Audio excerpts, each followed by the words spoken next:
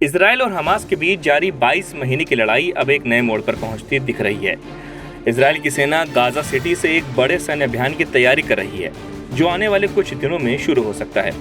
Israeli defence minister ने इस operation को हरी झंडी दे दी है। इसके तहत 60,000 रिजर्विस्ट सैनिकों को बुलाया जाएगा, साथ ही 20,000 और सैनिकों की सेवा बढ़ाई जाएगी। इस ऑपरेशन का मकसद गाजा के सबसे भीड़ भाड़ वाले इलाकों में हमास की बची कुची ताकत को खत्म करना है। सेना का कहना है कि गाजा सिटी के जैतून और जबालिया जैसे इलाकों में पहले से सैनिक तैनात हैं और वहां हमास की गतिविधियां अभी भी जारी हैं। यही वे इलाके हैं जहां अब तक इजराइल ने जमीन पर अभियान नहीं चलाया था।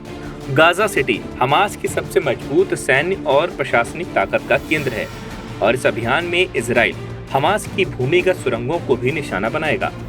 हालांकि इस कार्रवाई को लेकर अंतर्राष्ट्रीय स्तर पर काफी आलोचना हो रही है। दुनिया भर के मानवाधिकार संगठनों ने चेतावनी दी है कि इससे गाजा में मानवीय संकट और भी गंभीर हो सकता है।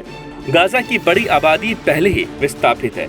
कई इलाके पूरी तरह तबाह हो चुके हैं और वहां भुखमरी की स्थिति बनती जा रही है। इजराइल के प्रधानमंत्री बेंजामिन नेतन्याहू का कहना है कि इस युद्ध का उद्देश्य बचे हुए बंधकों को छुड़ाना और ये सुनिश्चित करना है कि हमास फिर कभी इजराइल के लिए खतरा न बने। लेकिन कई पूर्व सेना प्रमुख और खुफिया अधिकारी इस रणनीति पर सवाल उठा रहे हैं। उनका कहना है कि हमास को पूरी तरह खत्म करना असंभव है और इससे बंधकों की रिहाई भी और मुश्किल हो सकती है। इस बीच कुछ इजरायली रिजर्व सैनिकों ने भी सरकार पर आरोप लगाया है कि वो युद्ध को राजनीतिक फायदे के लिए खींच रही है। थके हारे सैनिकों और बंधकों के परिवारों का कहना है कि उन्हें युद्ध नहीं बल्कि सीजफायर चाहिए। हमास की तरफ से कहा गया है कि वो संघर्ष विराम के लिए तैयार है, लेकिन उसकी शर्त है कि इजराइल युद्ध विराम और गाजा से पूरी तरह पीछे हटने का वादा करे। बातचीत के लिए मध्यस्थ इस समय काहिरा में जुटे हैं, लेकिन अब तक किसी ठोस समझौते की पुष्टि नहीं हुई है।